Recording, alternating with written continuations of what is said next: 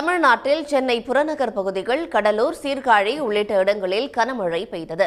மேலும் அடுத்த 6 நாட்களுக்கு மழை நீடிக்கும் என்றும் வானிலை மையம் அறிவித்துள்ளது. தென்மேற்கு பருவமழையின் தீவிரத்தால் மாநிலத்தில் பரவலாக மழை பெய்து வருகிறது.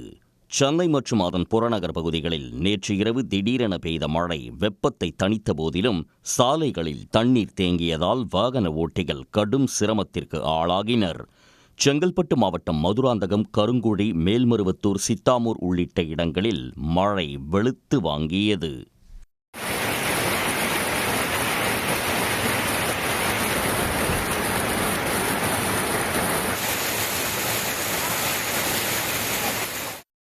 மயிலாடுதுறை மாவட்டம் சீர்காழி, கொள்ளிடம், பூம்புகார் மற்றும் அதன் சுற்றுவட்டார பகுதிகளில் இடி மின்னலுடன் பெய்த மழையால் இதமான சூழல் நிலவியது.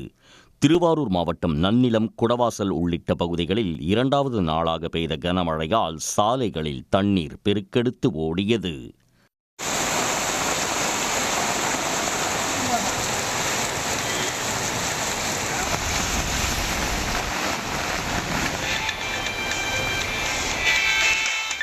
கடலூர் நெல்லிக்குப்பம் சுற்றுவட்டார பகுதிகளில் 1 மணி நேரம் வெளுத்து வாங்கிய கனமழையால் சாலைகளில் தண்ணீர் தேங்கியதால் வாகன ஓட்டிகள் இன்னலுக்கு ஆளாகினர்.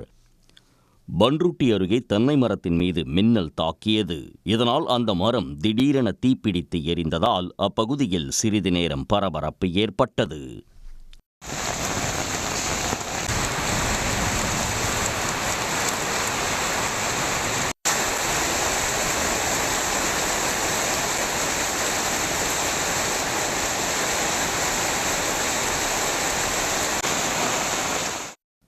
உளுந்தூர்பேட்டை அருகே சின்னக்குப்பம் கிராமத்தில் காற்றுடன் பெய்த மழையினால் மின்கம்பி அறுந்து விழுந்ததில் மின்சாரம் தாக்கி 3 மாடுகள் உயிரிழந்தன.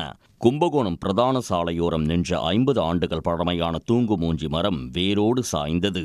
தருமபுரி மற்றும் அதன் சுற்றுவட்டார பகுதிகளில் காற்றுடன் கனமழை பெய்தது. அதேபோல் புதுச்சேரியிலும் கனமழை கொட்டி தீர்த்தது.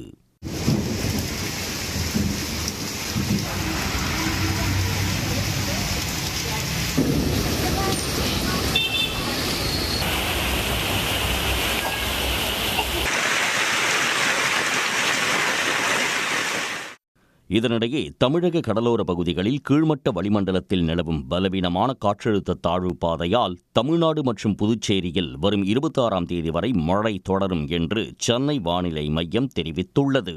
உடனுக்குடன் செய்திகளை தெரிந்து கொள்ள சன் நியூஸ் பெல் ஐகானை கிளிக் பண்ணுங்க.